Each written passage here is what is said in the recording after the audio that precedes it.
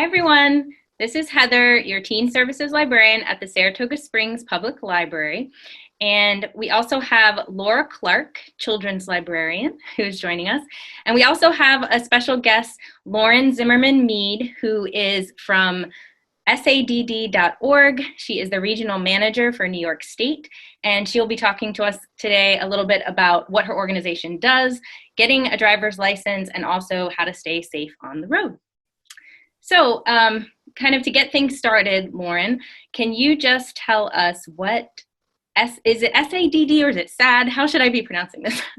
It's sad. I mean, you could say out the letters if you'd like to, but we call ourselves SAD, and that's how we're commonly known. And thank you for having me. I'm really excited. Actually, I live in the Saratoga Springs Library District, so this is perfect for me. Thank you. So I can give you a little background about SAD. You may be familiar with us from your high school days, if you've recently graduated, or up until 40 years ago. We actually are celebrating our 40th birthday this year. And SAD stands for Students Against Destructive Decisions. We have a long history of doing a lot of different prevention programs, but we specifically focus on youth health and safety and making sure that our teens have productive ways to work on things that help each other in a peer-to-peer way. Usually that is surrounding, substance misuse, traffic safety ideas. We're working a lot of mental health prevention and positive mental health ideas. So SAD is really kind of a catch-all health and safety organization. You'll primarily see us in a lot of high schools, middle schools, community organizations. We're pretty much all over the place. We're nationwide. What sort of programs would you have to offer teens and parents? Yeah, so we have a ton of different programs. As I mentioned, we started 40 years ago. Actually, this year is our birthday, and we started focusing on impaired driving. So we began in Wayland, Massachusetts, just a little bit over the border. And the students were grieving after a loss of one of their peers in a drunk driving crash. So that's how we got started. They wanted to focus on avoiding impaired driving, teaching each other about the effects of drunk driving, and things have kind of stemmed from there. So we still do a lot of that sort of traffic safety programming, making sure that we're getting the awareness out there about impaired driving, which includes marijuana impaired driving as well, making sure that teens know the rules of the road and what their responsibilities are on the road and as a driver or as a passenger. But we also know that programs like positive mental health promotion, making sure that we have productive and effective ways to use our time that doesn't include things like vaping or using tobacco or substances. So there's a lot of programs out there. Depending on what our SAD chapters want to do, they kind of have the freedom to do what they'd like to for the students to use. So we're open for all of it. Out there. We stay busy. And if someone wanted to get involved in SAD, what would they need to do if they want to get involved in our local community? Sure. So we've had a chapter at Saratoga Springs High School for some years now. They're taking a little break this year, trying to find a new advisor. So hopefully we get them started up again soon.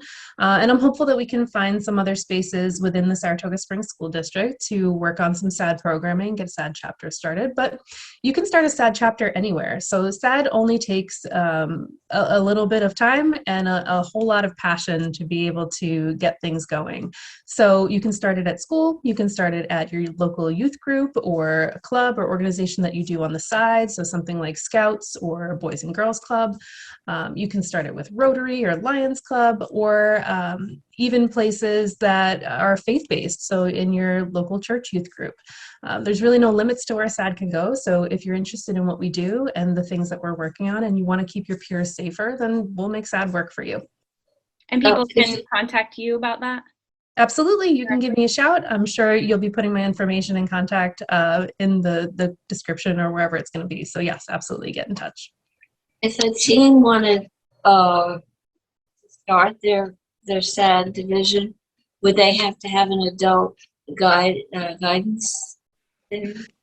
It really depends on how they're starting their chapters. So within schools, that's typically how things have to go. They require a staff advisor for that club, but it really depends on what the structure is. If it's an outside community-based organization, we do typically ask for an advisor to be present. But if it's a group that wants to act independently, or even virtual groups, which we've been running throughout this whole pandemic period, they're welcome to do that also. So I'm going to move us back to this gallery view. I think this looks better. Okay. We can see everybody now. So the next little segment we were going to talk about was just getting your driver's license. I think some people watching might have questions about that, teens and parents. It's kind of a tricky process probably when you're new to it. And, you know, it's just a part of growing up and gaining your independence. But just navigating it, could you give us a little bit more information about what the current requirements are for getting a driver's license, specifically in New York State? Absolutely. So this is a question I get a lot because we do so much work in the traffic safety space. I will say that I'm not a representative of the New York State Department of Motor Vehicles, but I will give you my best. So it's really important for all students, new drivers, and their caring adults to know what the process looks like and what's involved, what their responsibilities are to be able to effectively navigate the process and learn how to be a good driver. In New York, you can start getting your license or start the process at age 16. And what you have to do is just go to the DMV, you fill out some paperwork, you have to bring in certain forms, which can all be located on the link that you'll also post. You can look up what that is and what you need to bring in, and then you need to take a written test. And that written test is 20 questions long. You need to get 14 of those correct to be able to pass. And once you do, you can get your learner's permit or your junior permit, which is now what we call it. That basically is your gateway into getting a license, and things kind of go from there. And there are certain restrictions involved once you get the basic license, right? Absolutely. It all falls under the graduated driver's licensing laws. Okay. Okay, so moving on to that, can you explain what those laws are and how they apply to students in New York State? Absolutely. This may be a little bit of a long-winded answer. I'll cut it down as short as I can. It's a long and heavy topic. Yeah, I had to look it up on the internet. It was And many people do, and that's sort of the good and the bad part of these conversations. They get a little lengthy, but at the same time, it gives especially caring adults the information they need to make sure they keep their teens safe. So graduated driver's licensing laws, or GDL laws, is a countrywide initiative that helps us to be better drivers and puts restrictions in place that are proven to cut down on teen driver crashes. These measures have been enacted in a variety of ways, and they are consistently evaluated. Every GDL law looks different across the country, but New York State has the second best GDL law per the last ratings I saw. So we have more pieces in place to keep new drivers safe. That's basically what that means. And there's 3 versions of that GDL law because New York does not like to do anything simply. So we have a Long Island version, a New York City version, and then the rest of the state, which is called the upstate version. I can't necessarily agree with their demographic base, but okay, we'll go with it. And we sort of have to be conscious of each one of those because it's based on, the GDL law is based on where you're driving, not where you're from. So that's one of our first misconceptions. Folks think about, you know, I live in Saratoga, so that's what my law is. Well, yes, if you're driving in Saratoga. If you happen to drive down to Long Island or the city, the rules change a little bit. And I don't have time to cover all of the details, but as a very short snippet, we just talked about getting your junior permit. So once you have your permit, you're able to drive. You can get behind the wheel of a car. But all of that driving must be supervised by a caring adult or a person who's over 21 years of age and has a license already. You can drive daytime, nighttime. Those restrictions change a little bit for who can supervise you during which time of the day. But you're a driver now. You can learn how to drive. And the whole purpose is for those folks who are sitting in the passenger seat with you to be able to teach you the great rules of the road that they've learned as a licensed driver. Do note that in any stage of GDL, you will be required to be wearing a seatbelt in every single seat of the vehicle. That's a law that is not only GDL based, but based on our state, which happened in November of 2020. So all seatbelts in every seat, every time. So that's for a permit. And once you move up kind of in the ranks to the junior license stage, you are required to wait at least 6 months for that, take some driver's ed courses or the 5-hour course. There's a couple other restrictions and things you have to do to get your license, but then you take your road test and you can get a junior license at 16 and a half or 17 years old, usually. And there you can drive without supervision more. So you have the ability to drive to and from school, to and from work, depending on time of day. Again, really important that we're noting which time of day it is, because after 9 p.m., things change a little bit. We want to be sure we're being careful about darkness and how we're driving during the day versus nighttime. It does change. And there are restrictions that change too on, can I drive to work? Can I drive back and forth from school? So those are things to be really conscious of. And thankfully, we have some guides from New York State about the GDL laws that kind of lay things out pretty simply. And the third and final phase is full license. So you've finally gotten through all of it. You've been supervised. You've learned how to drive pretty well.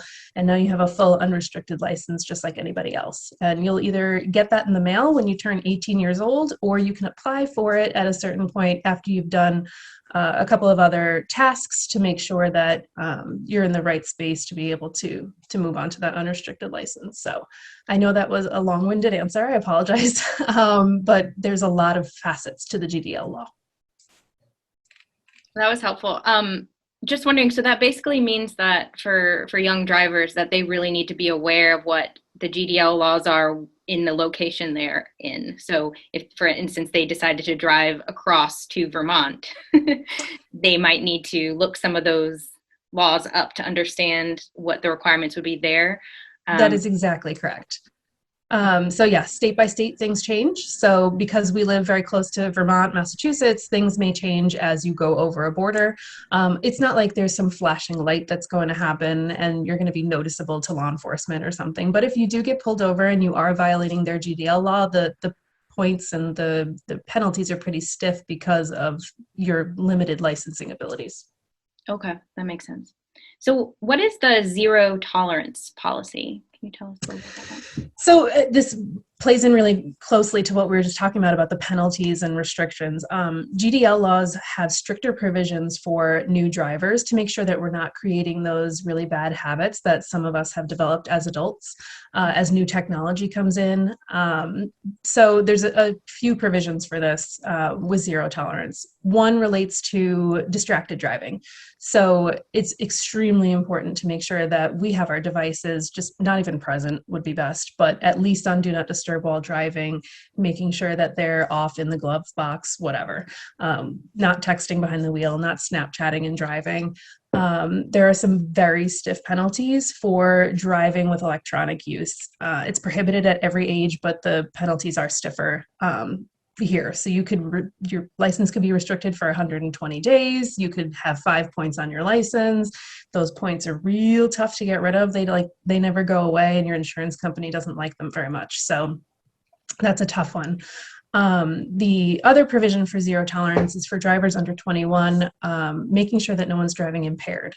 And as many of us probably know, the BAC limit for driving under the influence is 0.08 in New York State. For drivers that are driving on a GDL license, it is 0.02. So that's a considerable difference. And that's, again, to make sure we're setting that precedent that everyone understands, one, not only are you not supposed to be drinking because you're under 21, but you're developing these skills to drive a multi-ton vehicle. You're not at the space yet where you can navigate that while also under the influence, not that anybody can. So again, the penalty is very stiff here, 6-month suspension, penalties up to about $15,000-ish. And they want to really push this point home because it's important. So, you can unfortunately have a 0.02 VAC from some over-the-counter cold medications and things. We have to be very careful about that, or even prescribed medications that folks may be taking. So getting in the mindset of like, if I don't feel right, I shouldn't be behind the wheel. So there really is a no tolerance situation with that. Right. And Laura, I feel like you had a question before. You mentioned to me about certain prescriptions that folks might be taking. If that had any effect on Did you mention that to me? Oh, I think we lost her. Okay. I think she'd mentioned something to me about if someone had ADHD and maybe they were taking some type of prescription medication, would that affect, does that have the same effect, or is that different if it's considered a prescription? Okay.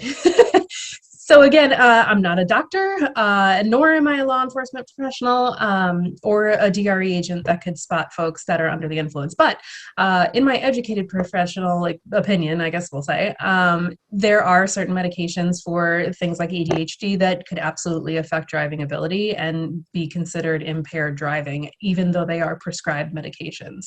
So that is something that you'd have to really have a conversation with your physician and make sure that it's okay for you to be driving at this point. Is there a certain point I should be driving? Like maybe I shouldn't take this and then get in the car for maybe 2 hours. You definitely want to have a conversation with your doctor and make sure that you're doing things appropriately so you're not missing out on your medication, but at the same time not making yourself, putting yourself in a position where you may be impaired behind the wheel. Does that make sense? That is tough, but that's really helpful to know.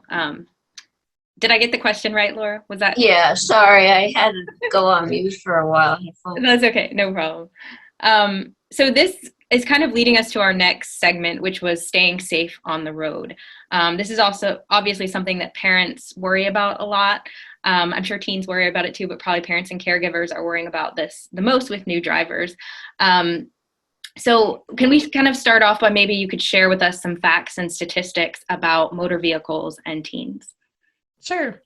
Facts and statistics are my personal favorite. I know they're not for most of our teenagers, but for our parents and caring adults listening, this is relevant, so pay attention. I mentioned it earlier, but car crashes are the second leading cause of death for teens nationwide year after year. It's a statistic that just never goes away. And what that boils down to is about 7 teens dying every day in crashes. It's about 250,000 of them are injured every year.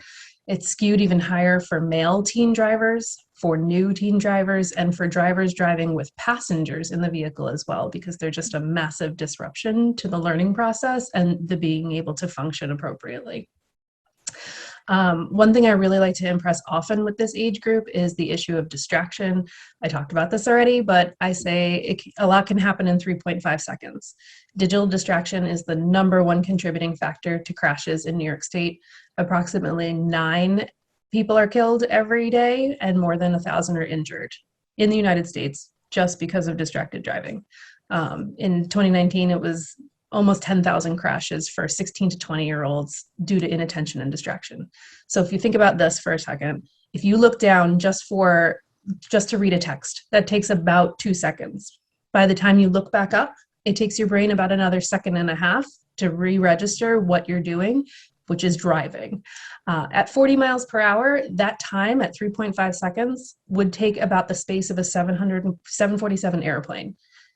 That's a long distance. That could be the space in which you run a light, you run a stop sign, you go through a school zone, you go through a crosswalk, and you never know who may be in the street, in a car next to you. It's really important to consider these statistics in real life scenarios, and the size of a 747 airplane is a long distance, about 5 football fields or so. So we really have to consider statistically that this is not a great space for teens, and we can definitely do something about that as caring adults.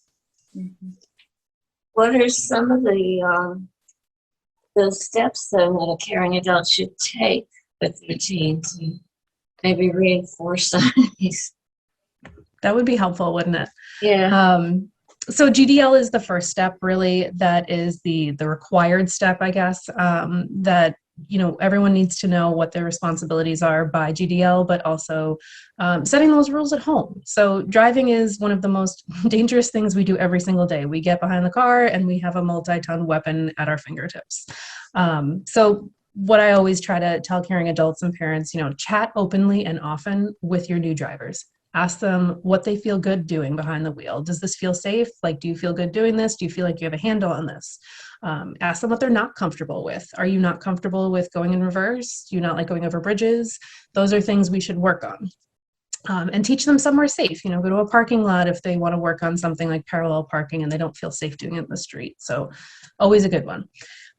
Switch up your supervising drivers. So I recall when I was learning to drive 300 years ago, I was a lot better driving with my mom than I was driving with my dad. We just had different personalities, and it was a lot easier for me to drive with mom, and dad just made me really nervous. So maybe it's better to switch up those drivers and get different perspectives. I always tell caring adults, if your child doesn't want their permit right away and they don't want to go, don't push them. Stats actually show that the longer they wait to get their permits and their licenses, the better chance they have of not being in a crash. Cut down on the passengers, put a passenger restriction on your teens, your new drivers. Don't let them drive with other folks because it is a major distraction. Follow those laws for after darkness, definitely. Make sure that they're comfortable driving in the dark in the first place. And then if they are not supposed to, don't let them. Take the keys away. It's okay. Starting early on things like golf carts, riding lawnmowers, anything really with like a steering wheel setup gives them that kind of feeling for how a car would maneuver. So it's a good way to start out and a safer way to start out. There's not too much you can do with a riding lawnmower. And finally, put those expectations out there, set them, and keep them. You can keep changing them, but make sure that everybody knows where those expectations, those boundary lines lie. You can put something on the fridge maybe and say, hey, you're allowed to do this, this, and this now. You've earned that privilege. If you have done something and that privilege gets taken away, it's very clearly on the fridge that I can no longer do X, Y, and Z. It's really important and to have this conversation, and it may be difficult for some to start. So SADD actually has worked with this contract for life for 40 years. It's one of our flagship things. We've always had it, and it starts that conversation that basically allows students or young adults and their caring adults to make a contract that says, no matter where you are, no matter what we're doing, I will come get you. If you don't feel safe getting in a car with somebody, if you feel too tired to drive, whatever the situation may be, I will come and get you so you're not in trouble. We'll talk about it tomorrow. That doesn't mean we're not going to talk about it. But at least we have this saying, right now, I just want to make sure you're safe. I'll come get you. So if you'd like to use the contract for life, it is on our website. We'll link to that in this session as well. But it's a good place to start and open that conversation to start setting those ground rules. I really like that. That's a great idea. So our last question really is, what can teens specifically do to be more responsible, both drivers and passengers? So listen, the three of us can talk until we're blue in the face, but it probably won't make as big an impact as someone sitting down with one of their peers. So if a teen sits down with someone else and says, hey, it really makes me nervous when you drive distracted or when you use your phone while we're driving, that's going to be one of the most effective tools. So knowing that you're not going to be the best driver out the gate is great. Having a handle on where you feel good about driving, that's all really good stuff. But also being an advocate, super important. Advocacy is extremely important. So if you see someone that's making you uncomfortable or something that's making you're speeding too fast or whatever, ask to get out of that vehicle. Please speak up and ask to get out of that vehicle. Tell folks that, I don't feel well, I'm getting car sick. Nobody wants that in their vehicle. They'll pull over, they'll let you out, but at least you're safe. So please speak up, make sure that you're not just sitting through something and kind of gritting your teeth and bearing it because you think you have to. You can get out of that vehicle. If you're ever in a situation where you're with an impaired driver or somebody's doing something that makes you nervous, get out. Be the DJ, be the navigator, be the person that's like the best passenger, the best co-pilot possible. So that's a great tool for each other as you start to drive. Your driver then doesn't have to worry about being that person that has to do all the things. And again, if caring adults are the people that are making these faux pas, if they're the ones that are texting behind the wheel or using their Bluetooth too much, speak up because you can say something to mom and dad too and make an impact. Hey, Mom, it would be great if you put the phone down because all of our lives are at risk here. And that's an important piece too. Right. We all need reminders sometimes, right? Absolutely. This was amazing. I feel like I learned a lot. It was obviously just a really short introduction to the topic. But for anyone who's watching, if you want to know more about getting a driver's license, about safety on the road, or about the SADD organization, you can contact me. You can also contact Lauren Zimmerman Mead, the regional manager for SADD. You can also go to sadd.org for more information. So did you guys have anything else to add? Sorry, I kind of jumped in. Any other questions or comments? Is this going to be up on the website then too, our website?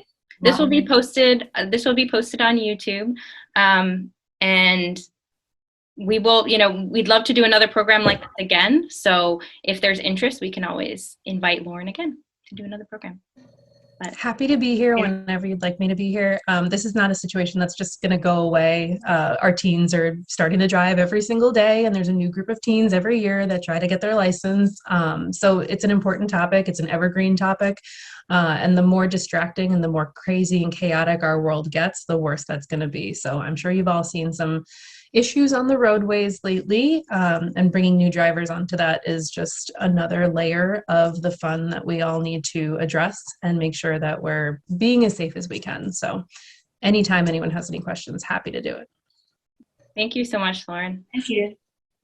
And thank you everyone for watching, and drive safe. Okay, enjoy your license.